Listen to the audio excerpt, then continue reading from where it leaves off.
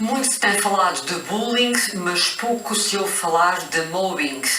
Do que se trata? É a palavra inglesa para assédio no local de trabalho.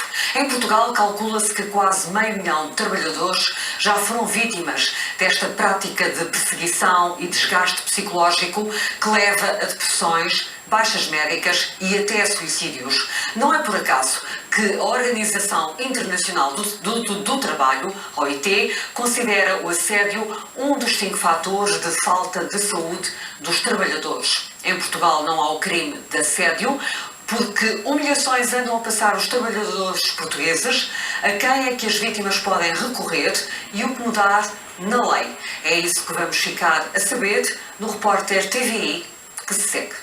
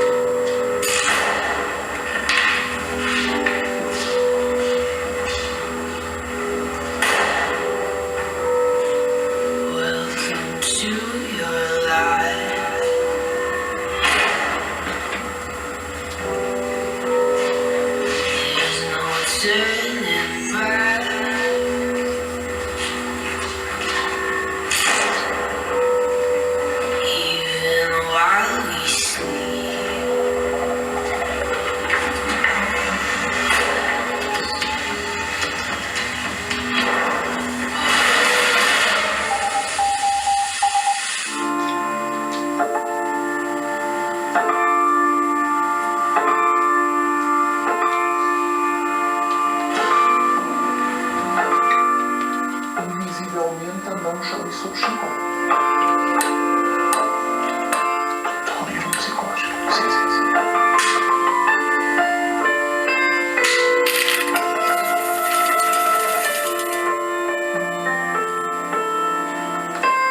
Assédio moral é perseguição, discriminação, maltrato psíquico. Gritam, mandaram calar já. Falam no alto, com desdém, com desprezo, com arrogância. Para mim é uma humilhação ir para o serviço todos os dias. Eu que ia com todo o gosto e com todo o prazer. Há quantos anos é que lá está? 24 anos. Eu fui tirada do local onde estava. Há quanto tempo? Há quase 9 meses. E porquê? Pois, eu gostava de perceber porquê. Vem de cima. Superiores? Superiores. Os superiores. Isto é uma empresa pública, são nomeadas pessoas para cargos dirigentes, como foram. Por os políticos, por quem quer que tenha sido. E essas pessoas vieram, instalaram-se, construíram o seu círculo de dirigentes, não lhe interessa às pessoas que lá estão, maltratam-nas.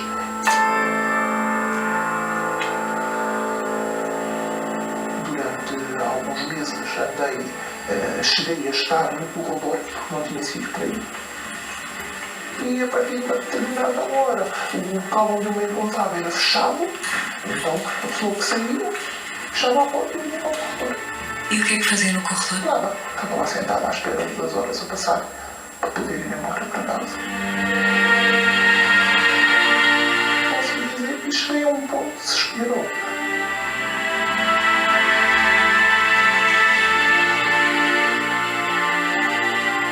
Depois disso, então, fui colocada no local de trabalho. No local onde nunca esteve ninguém com a minha categoria. Que é um local que é frio, não tem condições, não tem ar-condicionado, não tem aquecedores, é um local de passagem. Eu estou ali sem fazer nada, mas não há muito para fazer. Eu recebo é para trabalhar. Não é para estar a olhar para as paredes. Simplesmente ando de um lado para o outro.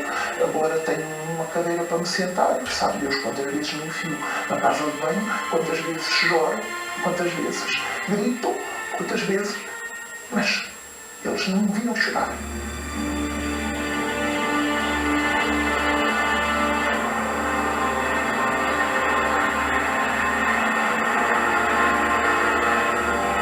assédio é isto? É um processo de tortura. Tortura psicológica. Terror. Nunca poderá ser considerado um problema menor, é um problema de dignidade no local de trabalho, é um problema de direitos humanos. E qualquer um de nós pode ser vítima de assédio. Não acontece só aos outros.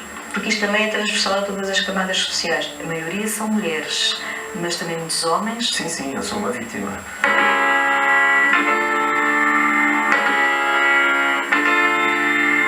Isto é maquiavélico. Isto é maquiavélico. Qualquer um de vós que esteja a ver isto, imagine no seu local de trabalho que isto vos pode acontecer.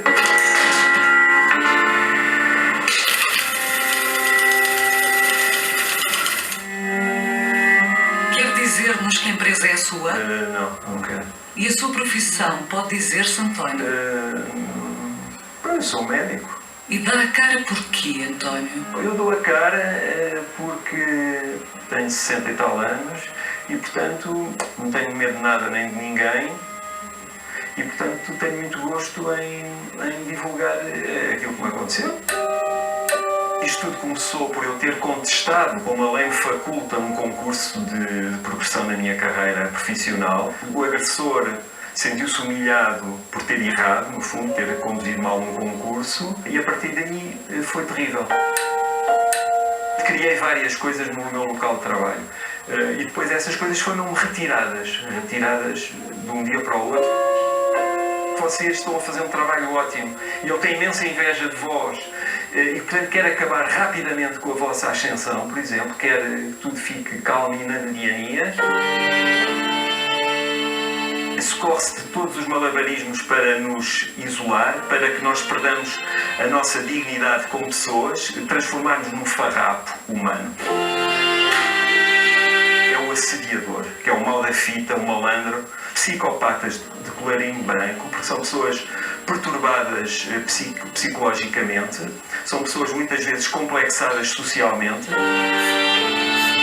dizem-nos determinadas coisas, nós exaltamos, agimos mal, segundo, e depois eles dizem, é um tipo que não tem credibilidade. Fui falar com o gabinete de saúde no trabalho, ou coisa desse género, expor a situação, depois fui medicado, não é? E depois ou os antidepressivos nos ajudam e nos ajudam a continuar a lutar, ou se aquilo não dá efeito, estamos tramados, não é?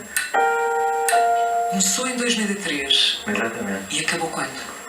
Acabou em, 2008 ou 2009. É uma perseguição a longo prazo, não é uma coisa que acontece uma semana nem duas. A pessoa vai se queixar a quem? Ao seu diretor? Não pode, porque ele é o assediador. Não se sabe a quem recorrer. Mesmo agora, o que tem que se discutir é aonde é que se vai buscar essa ajuda.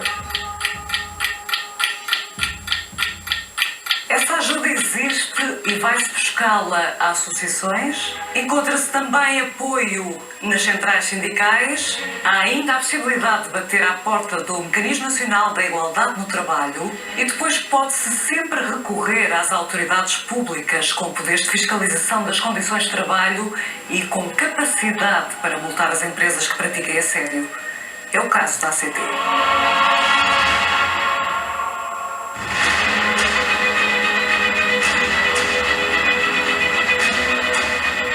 Nós temos uma linha telefónica, funciona diariamente. A ACT disponibiliza no seu site um formulário, um modelo de denúncia que as pessoas podem utilizar. A pessoa pode se dirigir aos nossos serviços e, no momento, escrever uma queixa, uma denúncia e entregar-nos. A vítima contacta-vos. Quanto tempo demoram a atuar?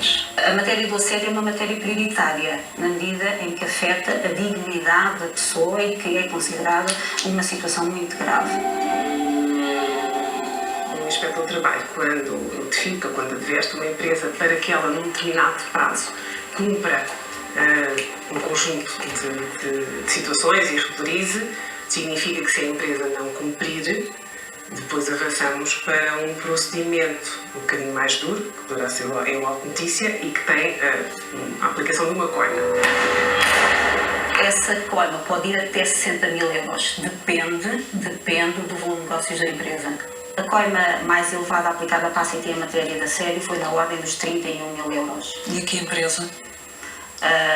Não tenho essa informação comigo, nem podemos revelar essa informação. Na matéria de assédio, a Autoridade para as Condições de Trabalho detectou em 2011 21 infrações, em 2012 22, em 2013 23 e depois há um ligeiro decréscimo em 2014 para 17 e em 2015 14.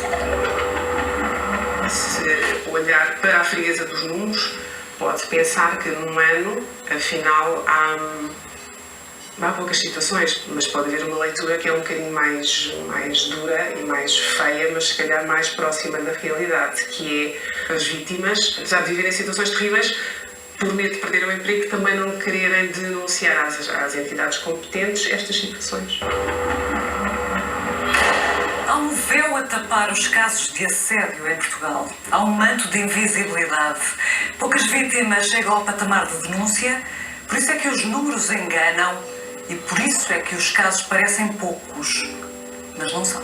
As pessoas têm muito receio em participar, em queixar-se formalmente por esse tipo de prática. Praticamente ninguém fala do assunto, não se fala do assunto. E de facto ele afeta a vida de milhões de pessoas. Em Portugal, milhares, certamente, não é? Nós devemos ter uma incidência de cerca de 7% sobre o total da população ativa. Há qualquer coisa como 350 a 400 mil pessoas vítimas de assédio moral. É absolutamente fundamental que este desvio se destaque. Quanto ao assédio moral, também há alguma falta de informação, porque já há pessoas que ganharam processos em tribunal. A gente tem inúmeros casos, nós estamos doutorados em assédio moral, infelizmente, não é? Um dos casos mais brutais que eu me recordo é na indústria farmacêutica e consiste nisto. Há uma senhora que tem uma função de chefia de uma equipe de vendas que no exame médico de rotina lhe ia diagnosticar uma doença oncológica, um cancro de mama. E a empresa chamou-a e disse-lhe: passa pela direção de recursos humanos para fazer contas, porque deves compreender que o teu ciclo de vida aqui na empresa acabou. Ela não quebrou, eles retiraram-lhe essa função e acabaram por colocá-la sem qualquer tarefa numa sala onde não tinha nada para fazer e tinha uma mesa e uma cadeira. A certa altura tiraram-lhe a mesa, chegaram-lhe a tirar a cadeira, proibiram-na de qualquer contacto posterior. Resultado? O resultado é um resultado que me satisfez muito como advogado e me deixou uma enorme angústia enquanto professor, porque no dia do julgamento a entidade empregadora apareceu com uma proposta literalmente irrecusável para a minha constituinte e ela entendeu que já tinha sofrido o suficiente. Alguns até saem vitoriosos, mas nunca saem com sentença. Porquê? Porque as empresas pagam para não chegar ao fim. Eu acho que, apesar de tudo, se deram um passo em frente. Apesar de tudo, é hoje possível, sobretudo na primeira instância, começar a haver designadamente processos de condenação por assédio moral com indenizações que já têm algum significado. Quanto? Agora, Estamos a falar de quanto? 20, 30, 40, 50 mil. É claro que devia ser mais. É claro que estamos a anos-luz dos Estados Unidos, por exemplo. Em setembro de 2014, um tribunal de júri do Texas condenou a Microsoft a pagar $2 milhões de indenização a um trabalhador num processo de assédio moral. Em Portugal não se fala em milhões, longe disso. O caso de assédio moral com o valor mais sonante foi tornado público no início de 2016. O Tribunal da Relação de Guimarães deu razão ao trabalhador e condenou a empresa a pagar mais de 172 mil euros.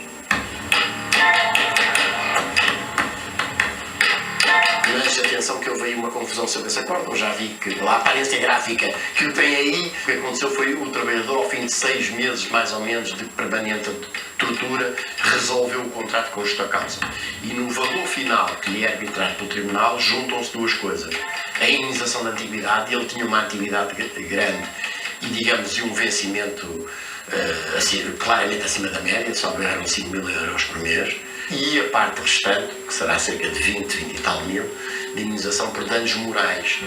Portanto, Dos 172 mil euros, apenas 20 mil foram para danos morais, o que significa que é preciso investir Na própria questão da formação, e em particular a formação dos juízes, é preciso mudar completamente a mentalidade dominante, que conduz àquelas indenizações por danos morais em casos de assédio moral, que são tão miserabilistas, mas apesar de tudo já não são os 2 mil que eram aqui há 10 anos atrás. Mas, apesar de tudo, não são os trabalhadores que levam o melhor na maior parte dos casos de assédio que vão a tribunal. A senhora doutora juíza do Tribunal de Trabalho deu razão à empresa e eu fui despedido por este tipo de situação.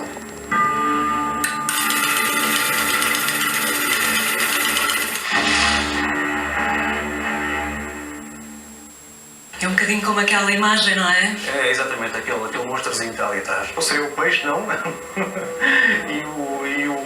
A empresa será o crocodilo, provavelmente. O monstro levou a melhor. O monstro desta vez levou o melhor. Em 2009 eu fui despedido da empresa onde trabalhei durante mais de 20 anos por justa causa. Houve 2 dias que eu não fui trabalhar e a empresa alegou que eu apresentei uma justificação médica falsa e que não avisei a empresa de que iria estar ausente nesses 2 dias, o que era completamente falso. A empresa avançou para o despedimento e eu impugnei o despedimento em tribunal. Era a primeira vez em 35 anos que um trabalhador ganhava um processo desta natureza. A empresa decidiu avançar para uma indenização, a qual eu não aceitei, porque o que eu queria mesmo era voltar ao meu local de trabalho onde sempre trabalhei.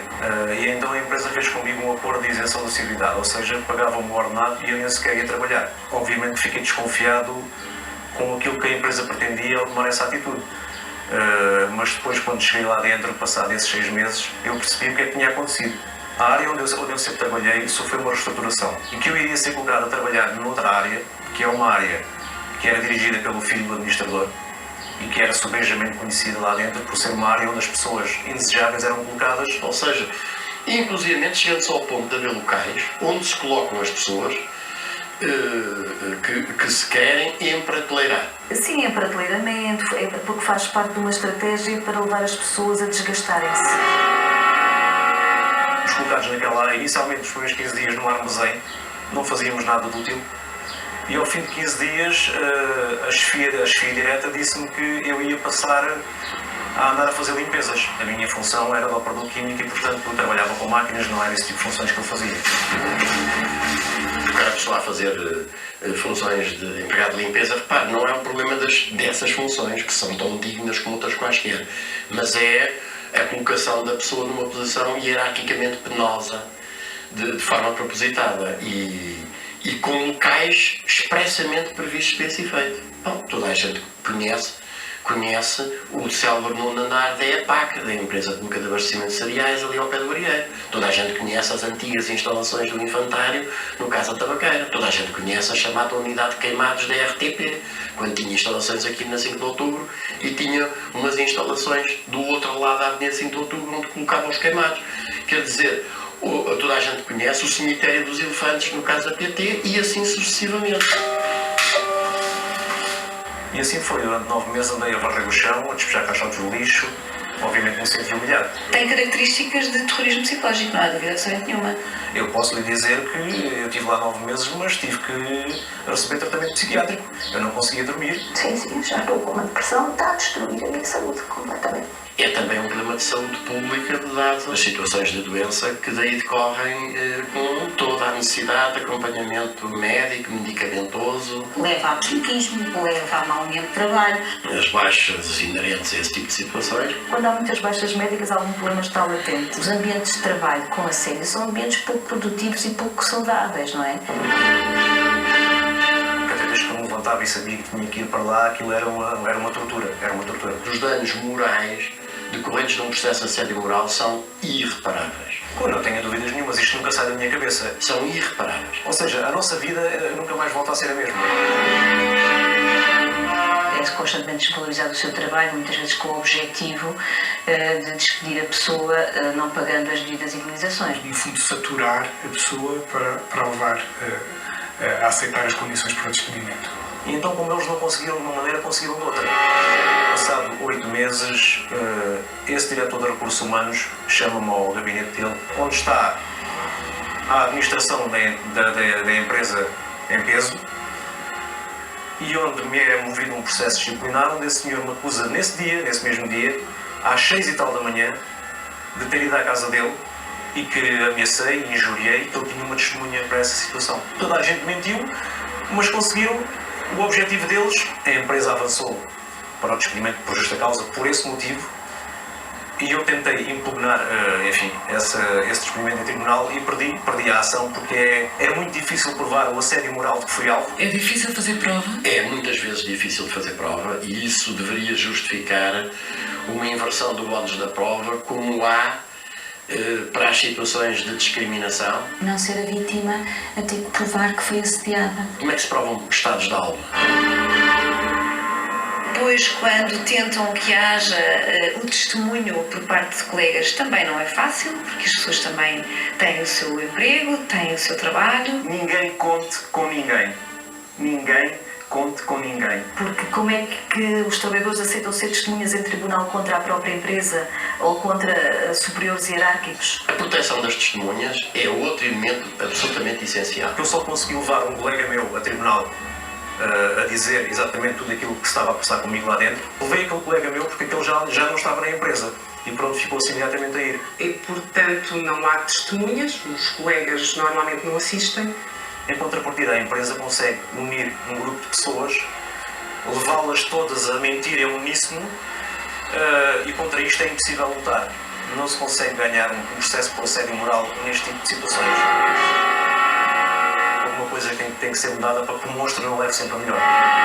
Por isso é que eu acho que é essencial que o assédio moral seja criminalizado. O assédio tem que ser de facto um crime, tem que ser criminalizado, tem que ser algo que seja intolerado. A criminalização também me parece que é indispensável. Não é crime? É o quê então? Não sei. É uma contraordenação muito grave. Portugal não criminalizou assédio, mas proíbe esse tipo de comportamento no artigo 29º do Código do Trabalho, que não tem o mesmo grau de intensidade, digamos assim, que o Código Penal. Se olharmos para fora do país, constatamos que há mais de 20 anos que Espanha e França consideram o assédio um crime. Atraso à vista? Levam-nos uns anos de avanço. Nós provavelmente deixámos passar um pouco tempo demais. A Espanha, a França rapidamente trabalharam nessas medidas e em 1994, 1995 criminalizaram e autonomizaram o assédio no local de trabalho como um crime. Certamente é mais dissuasor, porque um crime é um bocadinho diferente, é muito diferente da contraordenação. Já passou por isto alguma vez? Já.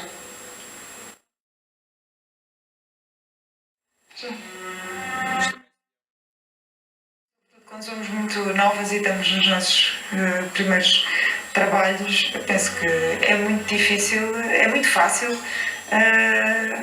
A maior parte das mulheres diz que sim. Penso que não é muito surpreendente esta resposta. Que idade tinha? Pouco mais do que 20 anos. Lembro-me de ter medo de perder o meu trabalho, tive muito medo. Uma proximidade de uma subordinação pessoal. Como é que parou? Denunciando.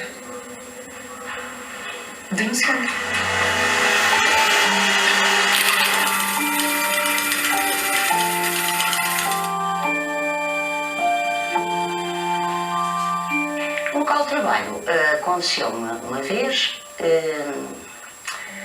um determinado indivíduo meter-se com uma blusa que eu tinha, não sei se cerejas, se morangos, dizendo que gostava muito de comer uma cereja ou um morango. Eu fiquei incomodada, fiquei um bocado envergonhada, mas assumi que reagir. E disse, pois é, mas não é para o seu dente. Resolvi o problema desta maneira. Demonstram o seu desagrado e isso inibe quem tenta, de alguma forma, assediar. Há pouco tempo fez-se novamente um estudo sobre assédio. Não era feito nenhum estudo desde 89, só existia o estudo da Ligia Amancio. Em Portugal, este estudo de 1989 é de facto um estudo pioneiro. E isso resulta, julgo eu, de facto, nos debates que começaram a haver nos anos 70 e para os anos 80. Foi muito corajoso esse trabalho, mas depois houve o deserto. Um deserto de 25 anos, um hiato de 1989 até 2015, colmatado pelo novo estudo destes sociólogos do ISCSP. A questão mais importante de todas, de facto, as mulheres, quer no assédio sexual, quer no assédio moral, são as principais vítimas. Em 89 eram mais os colegas, os autores do assédio sexual sobre as mulheres. E neste momento temos os superiores hierárquicos. Há menos assédio do que havia há 25 anos atrás, assédio sexual sobre mulheres. Desceu em termos percentuais, de cerca de 34% a cerca de 14%.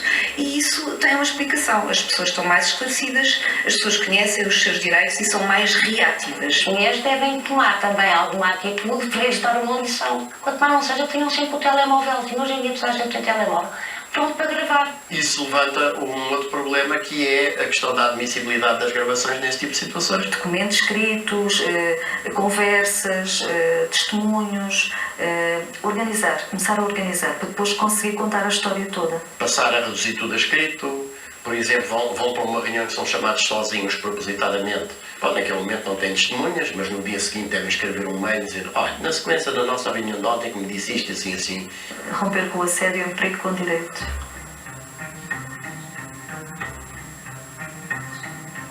Ser seduzir e seduzir, ótimo. O problema é quando a gente diz que não e o outro vai em cima, não é? Uma coisa dolorosíssima de perceber, que é a pessoa autoculpabilizar-se. Eu fiz qualquer coisa, o que é que eu terei feito? As mulheres não dão nenhum sinal, não têm que ter complexos de culpa, porque de facto elas não têm culpa de nada. Quem tem culpa é quem toma estas atitudes. Como é que descreveria o seu agressor? Concordo. Tenho medo, sim, do mal que me possam fazer e que eu não possa sobreviver. Eu preciso do meu emprego para sobreviver. Há casos de suicídio. Há sim. É importante aqui que a comunicação social, no fundo, nos ajude e ajude os trabalhadores e consciencialize os empregadores de que isto não pode ser. As entidades empregadoras têm a obrigação de constituir locais de trabalho seguros e saudáveis. Perante uma denúncia é aberto um processo de investigação e, se conclusivo e se efetivamente tiver existido um caso de assédio, como lhe disse, tolerância zero, portanto essa pessoa é imediatamente retirada da empresa, como aliás não poderia deixar de ser, não é?